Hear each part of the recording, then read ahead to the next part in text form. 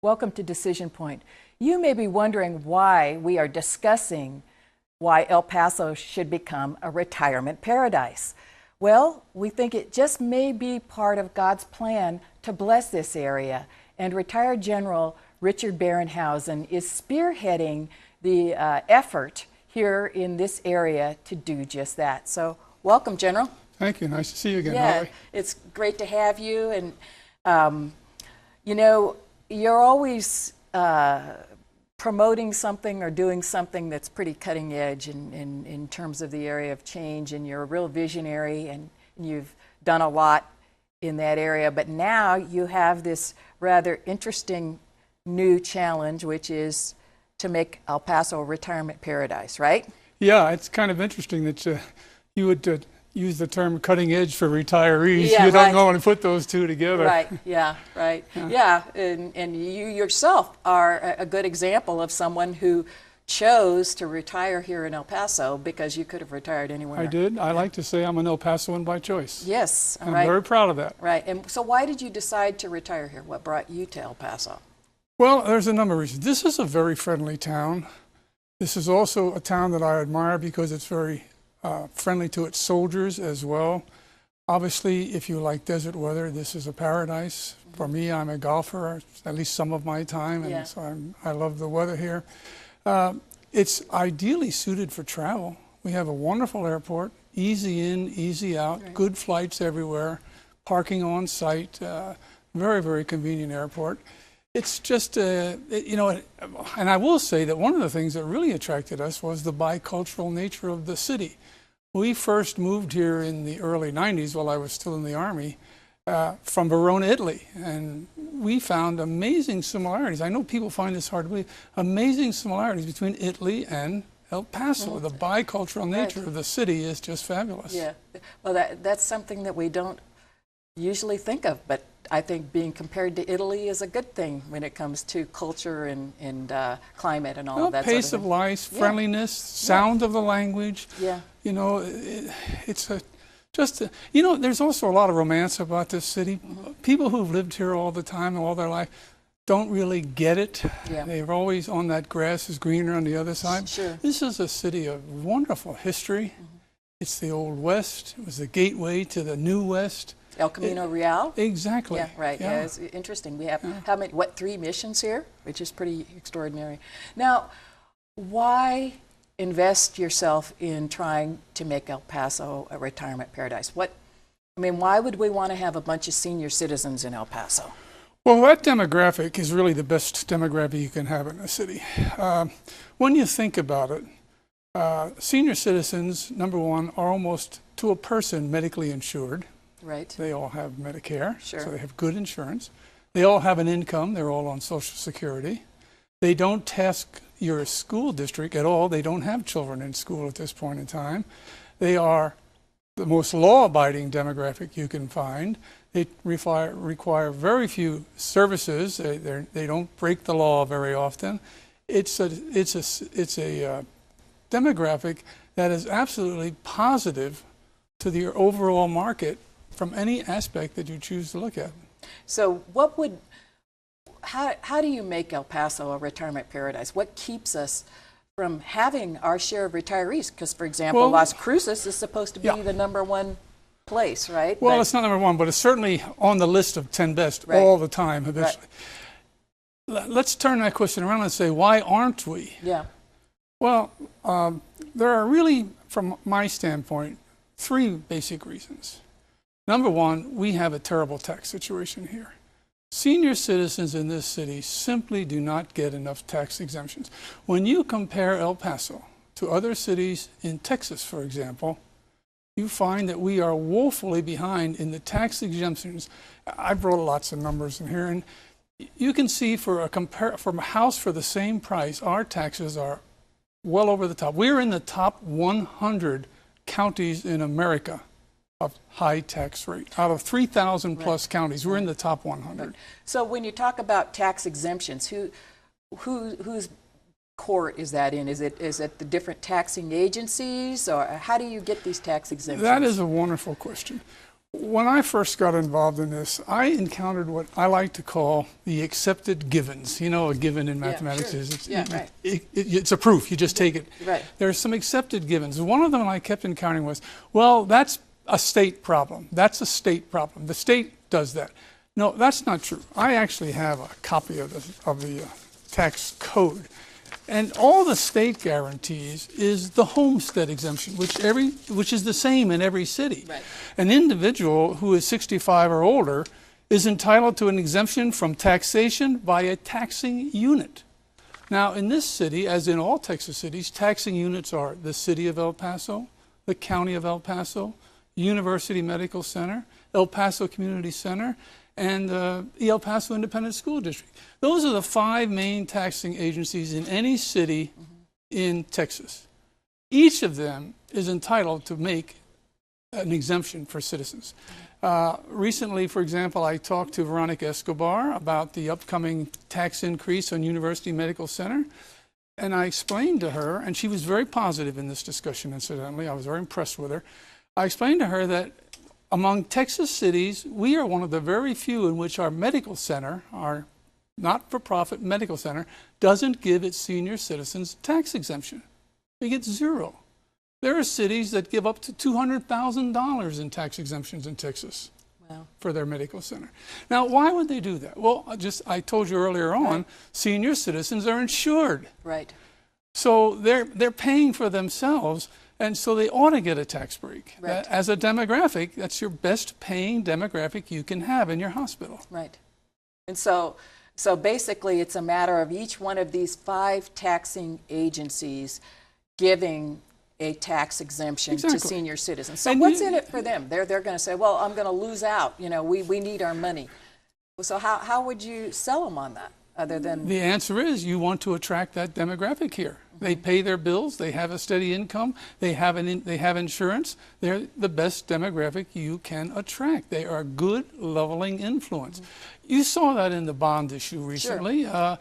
There was much discussion, and it was passed by the city council that when the property tax goes up to support the bonds in 2015, they're going to add an additional $10,000 tax exemption for senior citizens.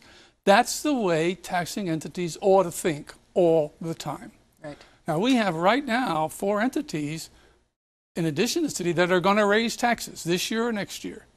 The county, the hospital, the community college, and the medical center. Not one of them is talking about giving a tax exemption addition or even a tax exemption for senior citizens. It makes no sense. And so is it going to be up to you to go to them and knock on their door and say, what about this? Who's the one who decides that, or who gets them thinking about that? Well, I think, you know, all of us in general, whether you have aging parents, whether you have friends who want to move here, whether you yourself, like I am, are a senior citizen, it's up to you to make that position known to the people who run this city, particularly the county commissioners and the city council.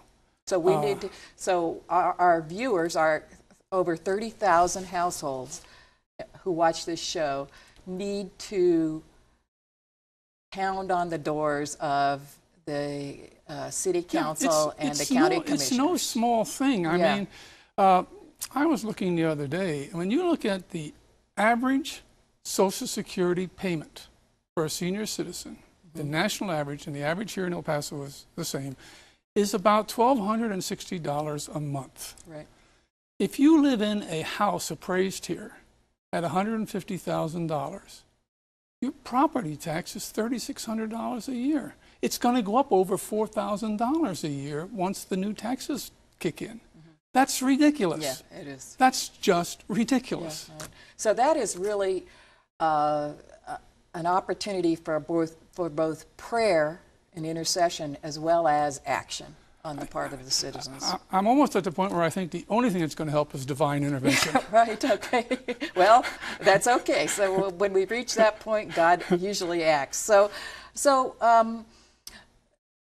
when we look at the whole issue of making El Paso a retirement paradise, what is going to be good about that for those of us who do have children in schools, or the city as a whole? So how would that affect the rest of us as well? What it should require, and hopefully would require, is more careful budgeting. Now, I'm not going to cast any stones at anyone here. We just had a go-around here in the county where suddenly we had $5 million extra because the county over-budgeted for IT stuff. Right. That shouldn't happen. The budgeting process should be better than that. We have to get in and refine those budgets, cut the fat out, identify overhead, identify bureaucratic stop points, identify non-essential services, and cut back on them or eliminate them. Incidentally, talking about taxing entities, the other shoe hasn't dropped yet. Once the El Paso Independent School District sorts itself out and becomes functional and efficient again, the taxes are going to leap up. Oh, really? Why is that? Because they haven't had a tax increase in a number of years. You remember that Lorenzo Garcia tried to get a tax increase through just as his empire was collapsing. They actually need a tax increase. I've had long discussions with D. Margo about that, and D. has pledged he will fight for a tax exemption for seniors when those taxes go up. That's what we need to do. Yeah. Well, so we need to get everybody on the same page about the benefit of attracting senior citizens. And this is really, I have to say, a personal issue for me, because my mother was going to retire here from California, and she actually lived with me for a while and looked at El Paso for retirement. But ultimately, because of the tax issue, it was not to her benefit to live here. She really couldn't afford to live here, and she ended up in Colorado. So the retirement issue, I think, is one that's personal for a lot of our viewers. And that's another accepted given. Yeah. When you walk around this town, everyone will tell you, oh, this is a low cost of living area. Yeah, right. That's simply not true. What's low about El Paso is the cost of a house. Right. Our average median price of a house is low. But the taxation rate on that, the cost of utilities in this town, the cost of transportation, the cost of food, the only other things that are significantly below the national average that is figured into cost of living is medical care and domestic help. Yeah, right. If you look at the Kiplinger list of top 10 cities in America to retire from last year, of those 10 cities, 3 of them have no state income tax. The other 7 have state income tax. In every case, if you had an adjusted gross income of $60,000 a year and you lived in a house valued at $250,000 a year, in every case, your combined tax, state income and property tax, would be less than your property tax here in El Paso.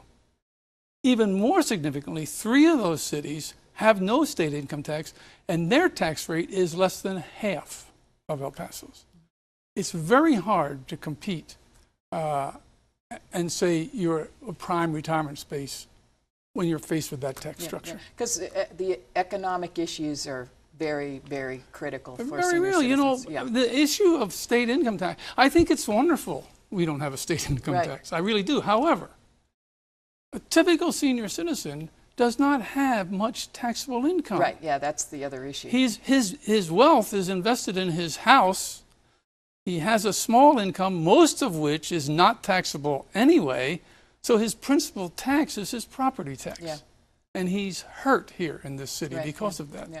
How long do you think it's going to take to get that change? Do you think it will change? What you are traveling around the city? I think that this is we are years away. It may never change.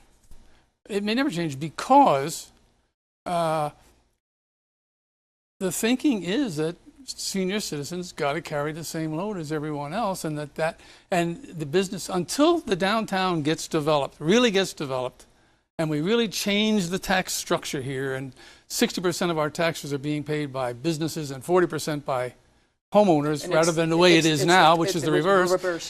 There won't be any incentive to change it. People won't be able to balance their budgets without taxing everybody at the same rate. That's the problem. So what can be done in the meantime? Well, number one, and I know we're working on this as a city, is we must change our image. The national image of El Paso remains not good. I fight that all the time. Yeah, I fight that all the time. You know, we had this fella come down here who rates cities, and we put out a big dog and pony show for him, and we wined and dined, he and his wife, and he knew nothing about El Paso. He had some really bad preconceived notions about El Paso. We put all of them to rest. It turned out he really liked the city. He thought it was a neat place. He loved the weather, more to do than he thought. But he left us with one thing. Boy, your tax rate is really high here. Yeah, right. So, you know, it's hard to overcome that. Yeah. So are you a little discouraged?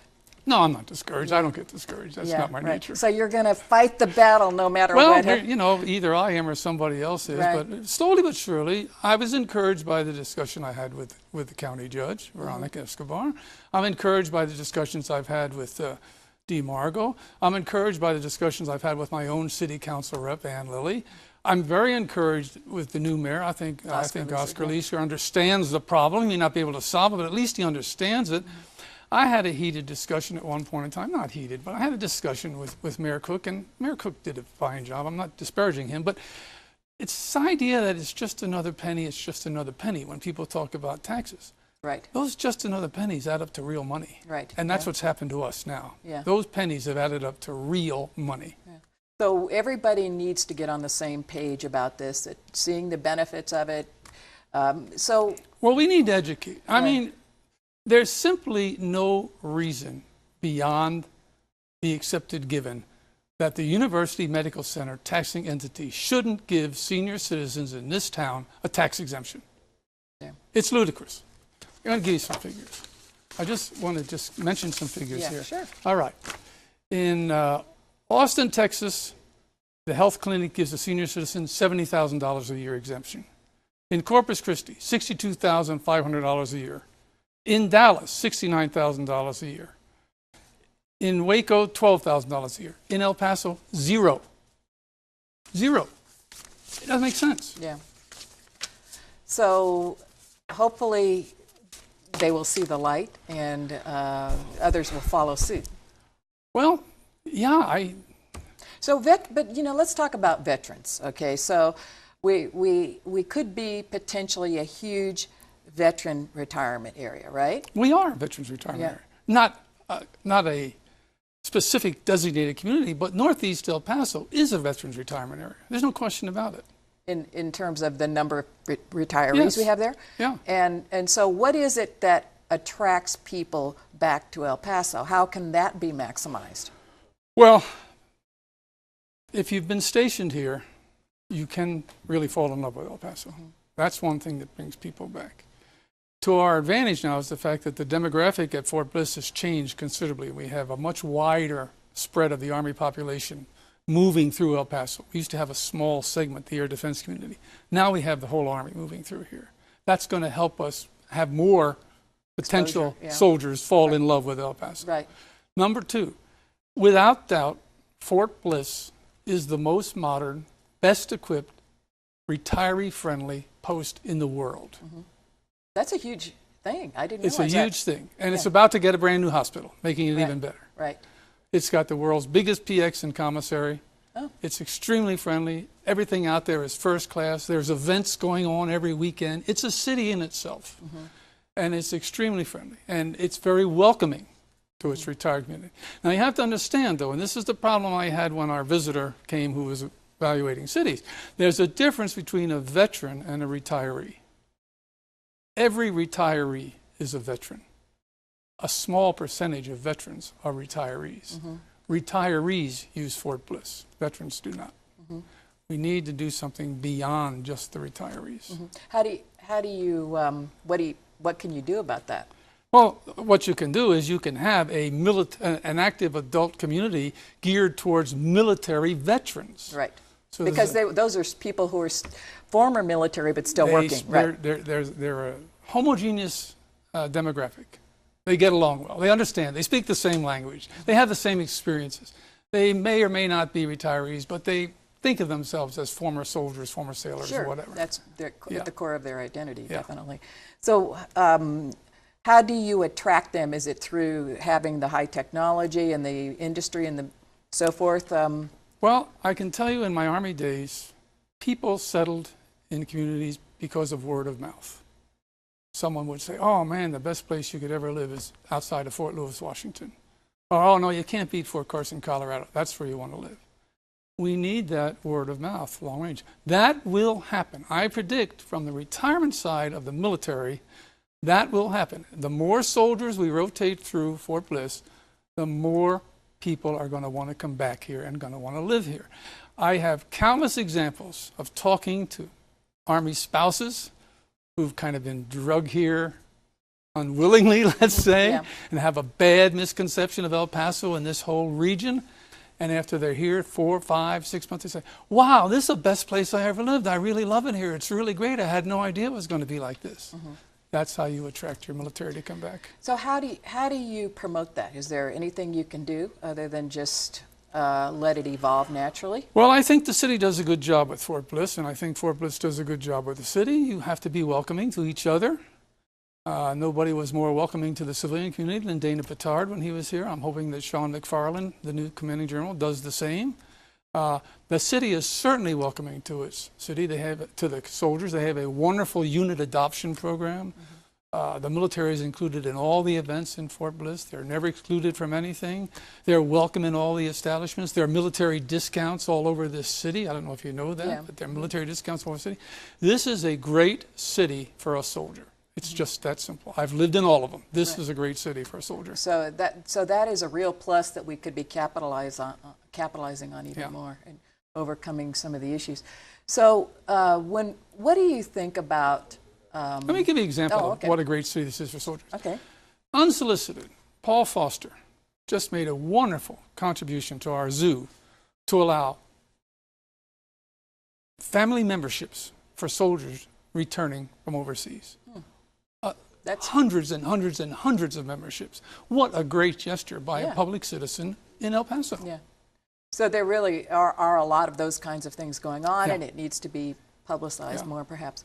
So when you look at what God desires for this region, do you think that there is a connection between God's blessing and making it a retirement or veterans paradise, if you will? Well, you know, Tom Lee, our great El Pasoan, described this as the wonderful country. This is God's country. It's a wonderful place. It's beautiful. It's got a unique beauty all its own. It's got a fantastic bicultural history. It's got a friendliness and a warmth that you find in very few cities. This is a city of 800,000 people, and it's like it's a city of 10,000 sometimes. It's a wonderful community. So this whole region, really, when you think about it, you know, El Paso, Juarez, Las Cruces, Alamogordo, really is poised for some great things. Yeah, absolutely. And you know, you mentioned Las Cruces earlier. Las Cruces is a great town, and it keeps popping up on the 10 best places to retire. One of the reasons is, remember I talked about a $150,000 house or $250,000 house? That house plus the state income tax is 1/3 of what you would pay in El Paso. Right. Yeah. So one of the largest barriers that we need to see come down is the whole taxation issue. We need to seem to be more user friendly to senior citizens. Yeah. Right. Yeah. Okay.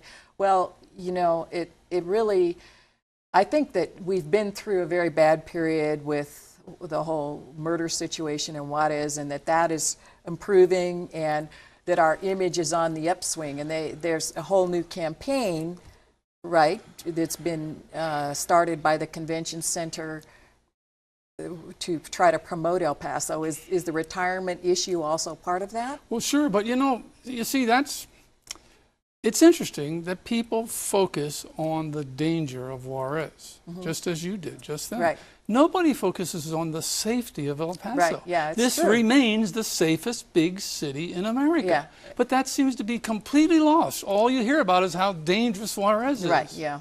That's like saying South Korea is not good to live in because North Korea is so dangerous. Right. It doesn't meet the common sense Right, rule. yeah.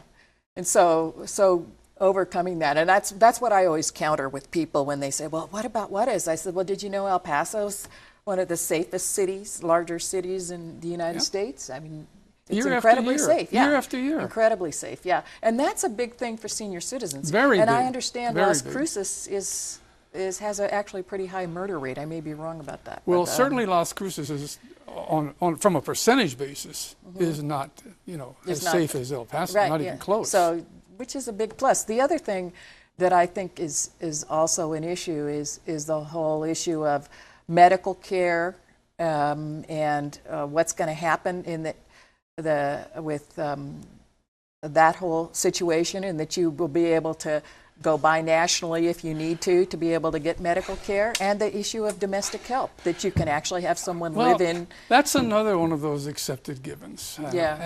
And it's not necessarily in this community, although it is a bit in this community, that somehow we don't have good medical care Yeah. in El Paso. That's just not true. Yeah. We now have our own medical center. We have some really progressive hospitals. I'm on the board of Sierra Providence and Sierra Medical. I know what those hospitals are doing. I see what Jim Valenti is doing, trying to put his urgent care centers all over the city. We are very forward thinking in our medical care here. It's foolish to think that we can't get treatment for your condition in El Paso and have to leave the city. There are very, very, very few medical specialties which have to be outsourced away from El Paso because the specialist doesn't live here. And that's true for any city. El Paso has excellent medical coverage. Which is another big issue. Yeah. So, well, unfortunately, General, we've run out of time once again. It's been great to speak with you, and we will certainly be praying that we'll see some taxation breakthroughs in particular and image breakthroughs secondarily when it comes to El Paso. So do you think that making El Paso a retirement destination is part of God's plan to bless this area? And how can we do that? Do you agree with what the General has said, that taxes are way too high for our retirees? Please let us know what you think by contacting us on Facebook, Twitter, or our website. Thank you for watching.